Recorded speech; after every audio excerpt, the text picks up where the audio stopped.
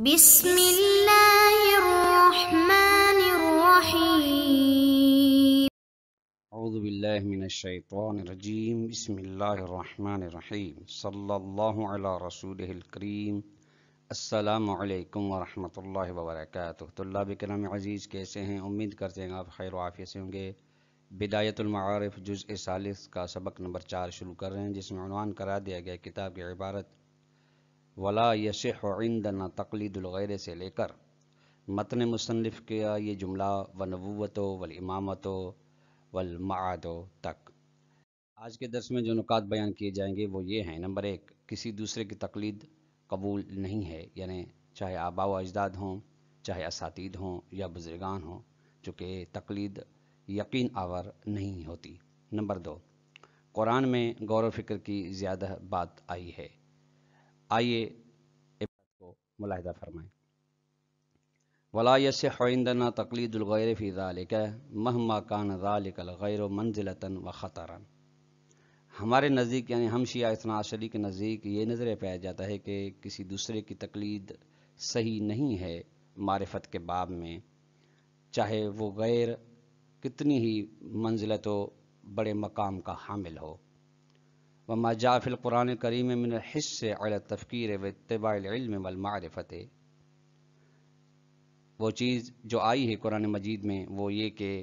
رغبت دلائی ہے قرآن مجید نے غور و فکر کرنے کے بارے میں، علم کی پیروی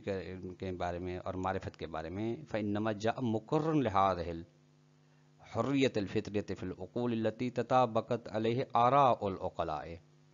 تو یہ وہ چیز ہے جو ثابت کی گئی ہے، ثابت کر رہی ہے اس فطری آزادی کو عقول کے بارے میں، یعنی عقول فطرت آزاد ہیں اپنی درک میں اور اپنا فیصلے دینے میں۔ وہ عقول جن کے بارے میں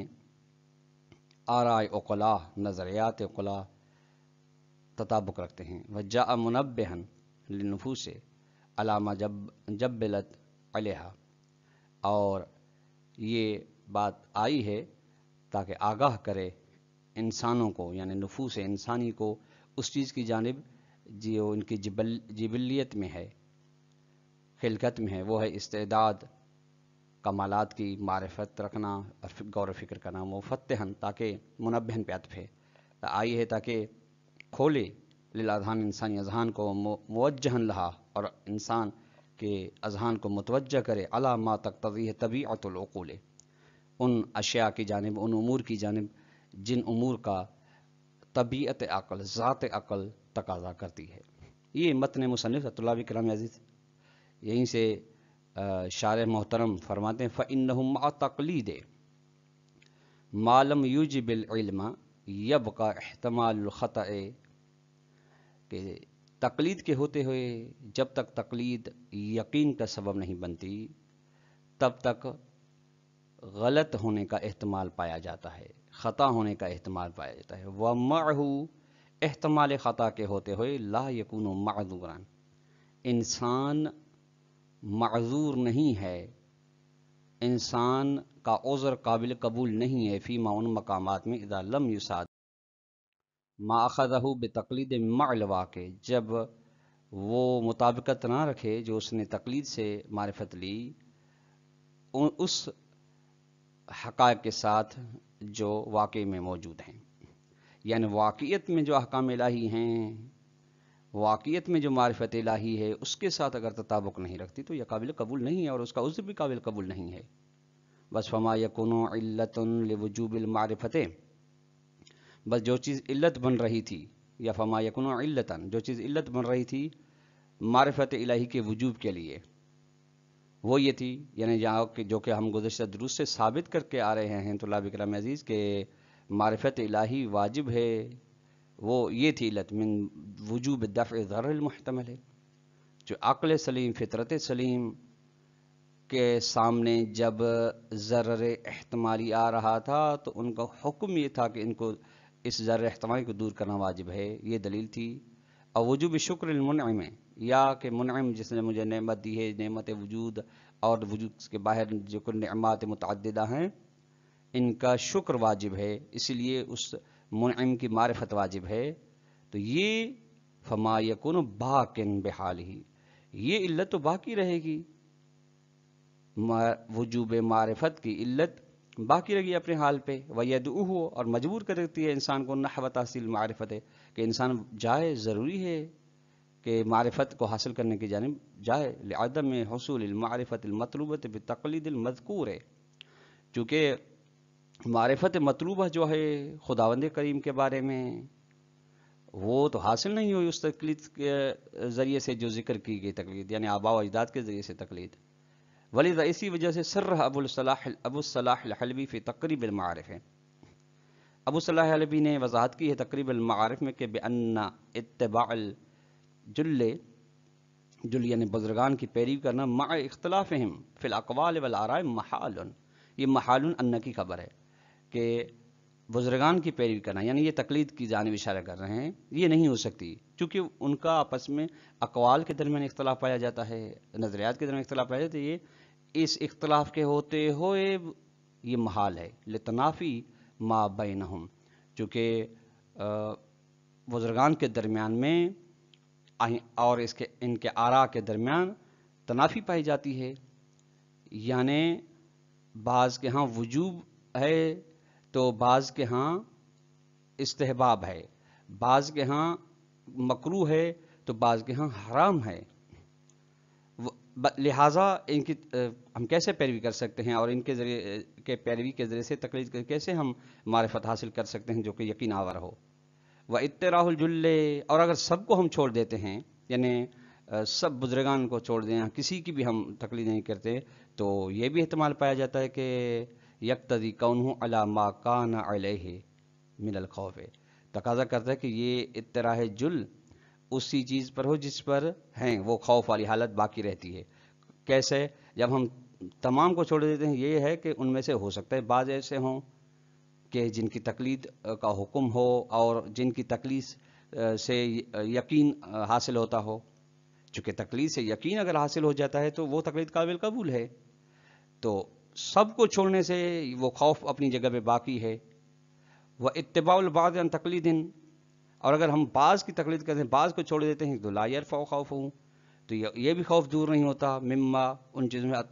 اطرح من المذاہب، جو نظریات میں سے اس نے جس کو ترک کر دیا، ہو سکتا ہے جو جن بعض کی تقلید کو میں نے منتخب کیا ہے وہ حقیقت کے مطابق نہ ہوں، وہ دیگر ہوں جن کو چھوڑ دیا ہے، لتجویز کونہ حقا، کیونکہ جس کو ترک کیا اس نے ہو سکتا ہے احتمال ہے کہ وہ حق ہو، ولا یقتضی سکون ہوں، اور اس کے اعتماد کا تقاضا نہیں کرتا کہ یہ اس کو اعتماد ہو الی ما ذهب الیہ، اس چیز پر جس کی جانب یہ گیا ہے، لتجویز کونہ باطلا، چونکہ ممکن ہے یہ باطل ہو جن بعض کی جانب یہ گیا ہے اور وہ حق ہوں جن کو اس نے ترک کیا ہے، جب یہ دونوں صورتوں میں یہ احتمال ہے، یعنی تمام کو چھوڑ دیتا ہے تب بھی مشکل ہے، بعض کو کی تقلید کرتا ہے بعض کو چھوڑتا ہے تب بھی مشکل ہے، تو فلم یبق لتحرزہ من الضرر المخوف الا النظر الممیز الحق من الباطل، تو اس کے لیے اس ضرر سے بچنے کے لیے جس کے بارے میں خوف ہے کوئی راستہ نہیں بچتا سوائے یہ کہ غور و فکر کرے، ایسا غور و فکر جو جدا کر سکے حق کو باطل سے، ایسا غور و فکر، تو وجب فعلہ، ایسے غور و فکر کو انجام دینا واجب ہے، تاکہ لکون تحرزا من ضرر، تاکہ یہ شخص، تاکہ یہ انسان اس ضرر احتمالی کے ہونے سے آنے سے بچ سکے۔ تقریب المعارف صفحہ نمبر 34 پہ یہ بات آقا نے فرمائی۔ ولیکن ھذا التعلیل فیما اذا لم يحصل له العلم، یہ علت تب بن سکتی ہے، ان مقامات میں بن سکتی ہے، ان موارد میں بن سکتی ہے جہاں پہ انسان کو تقلید کے ذریعے سے علم حاصل نہ ہو، والا، اور اگر علم حاصل ہوتا ہے تو فیکون معذورا، انسان پھر معذور ہے، یعنی اس کا محشر میں عذر قابل قبول ہے، فالاولی ان یقید المتن بما لم یوجب العلم، تو بہتر تھا کہ ان یقید متن، مصنف متن کو مقید کرتا، یعنی ان امور کے ساتھ جہاں پہ تقلید علم کا سبب نہیں بنتی تو ہمارے ہاں تقلید غیر قابل قبول نہیں ہے، ہاں لیکن اگر علم و یقین کا سبب بنتی ہے تو پھر وہ تو قابل قبول ہے، اس کو مصنف بھی مانتے ہیں، لہذا مصنف کے لیے ضروری تھا کہ متن میں بما لم یقید العلم کی قید سے جہاں پہ لا یسح ہو تقلید الغیر کہا تو بما لم یوجب العلم فرماتے ہیں۔ اب شارح محترم فرماتے ولا ینافی ذالک ما مر، یہ بات جو ثابت ہو گئی یہ منافات نہیں رکھتی اس بات کے بعد جو گزر گئی، وہ یہ کہ من کفایت حصول العلم بالتقلید ہے، کہ وہ علم و یقین و معرفت بھی کا حاصل ہونا بھی کافی ہے، قابل قبول ہے تقلید جو تقلید کے ذریعے سے حاصل ہوتا ہے، چونکہ فإن التقلید المبحوث فی المقام ہے، جو وہ تقلید سے ابھی اس مقام میں بحث کی جا رہی وہ اس تقلید سے مراد هو الذی، وہ تقلید ہے لا یوجب العلم، جو کہ یقین کا سبب نہیں بنتی، جس سے یقین حاصل نہیں ہوتا۔ اور عقائد میں یقین ضروری ہے، باب معرفت میں یقین ضروری ہے، اور جو نفی کی جا رہی ہے جس تقلید کی وہ تقلید ہے جس میں یقین حاصل نہیں ہوتا۔ بس فلا یسے ہو صحیح نہیں، والحال ہذہ، حالت یہی ہے کہ ان یحمل الانسان نفسه فی الامور الاعتقادیہ، کہ انسان خود کو ایسے ہی چھوڑ دے، مہمل قرار دے اعتقادی مسائل میں، او یتکل علی تقلید المربیین او ای اشخاص آخرین، یا پھر اعتماد کرے تربیت کرنے والوں کی تقلید پر امور اعتقادی میں، یہ بھی نہیں کر سکتا، صحیح نہیں ہے،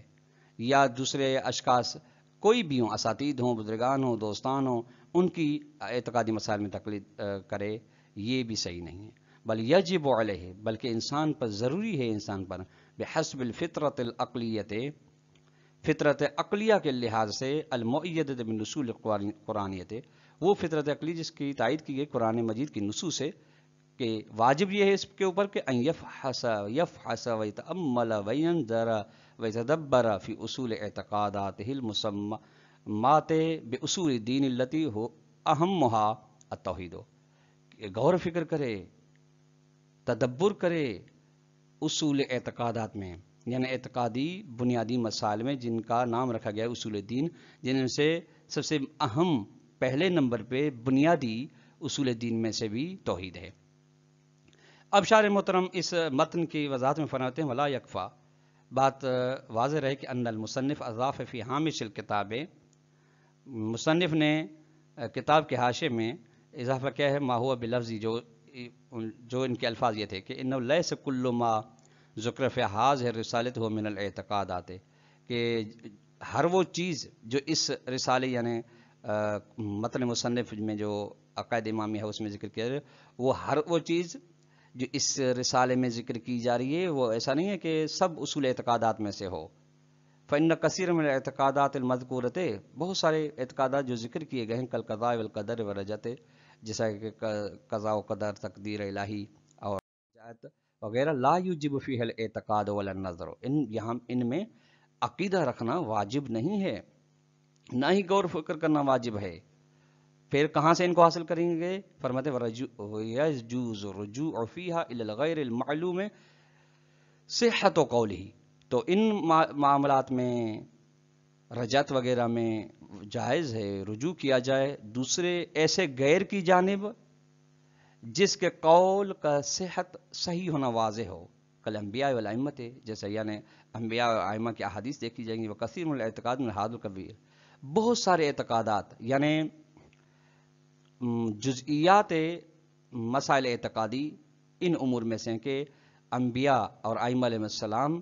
کی باتوں سے ہم ان پہ یقین حاصل کرتے ہیں، کان اعتقادا فیہا مستند الا هو المعصور عن ائمتنا من صحیح الاثر القطعی، تو ہمارا عقیدہ ان امور میں نسبت رکھے گا، دلیل رکھے گا ان چیزوں کی جانب جو منقول ہیں ہمارے ائمہ سے، وہ بھی ایک صحیح اثر یقینی کے ذریعے سے۔ حاصل خلاصہ یہ کہ وہ تفصیل بین الاصول الاعتقادات بمعنی اساسہا و بین غیرہا، تفصیل ہے ان اصول اعتقاد کے درمیان جو کہ بالکل بنیاد ہیں اور جو بنیاد نہیں ہیں مسئلہ اعتقادی، وہ بھی کہ بکفایت اب فرق یہ ہے ان میں بکفایت الادلۃ السمعیۃ فی الطائفۃ الثانیۃ، کہ ادلہ سمعیہ یعنی ادلہ نقلیہ، قرآن کی آیات کے ذریعے سے ہم معرفت ان کی حاصل کریں، یا ائمہ علیہ السلام کی احادیث، انبیاء کرام کی احادیث کے ذریعے سے ہم ان کے بارے میں معرفت حاصل کریں، کفایت کرتی ہے طائفہ ثانیہ جو اساس نہیں ہے، دون الاولا، لیکن جو اساس ہیں مسائل اعتقادی ان میں ادلہ سمعیہ کافی نہیں ہے، ادلہ سمعیہ ان کی تائید میں آ سکتی ہیں لیکن خود عدل سمیہ کے ذریعے سے جیسا کہ گزشتہ میں بیان کیا وہ دور لازم آتا ہے. وہ کون سے ہیں؟ پہلے من توحید والعدل والنبوت والامامت والمعاد، ان مسائل میں. ہاں ان کی جزئیات میں جو ہے یعنی اصل یہ پہلے مسائل ہیں جن میں ادلہ اور معرفت قطعی حاصل ہونا ضروری ہے، اور دوسرے جو ان کی جزئیات ہیں جو اور مسائل وہ بنیادی نہیں ہیں جیسے کہ معاد کی جزئیات ہیں، ان کے بارے میں ادلہ سمیہ بھی کافی ہیں. وفی ہے اولاً اس بات میں اشکال ہے، دو اشکال ہیں. اولا پہلا اشکال یہ کہ ان فی غیر اثبات التوحید والعدل والنبوۃ کالامامۃ والمعاد یمکن الاکتفاء بالادلہ السمیۃ القطعیۃ، کہ توحید عدل و نبوت کے علاوہ میں ان تین کے علاوہ کو ثابت کرنے میں جیسا امامت و معاد ہے،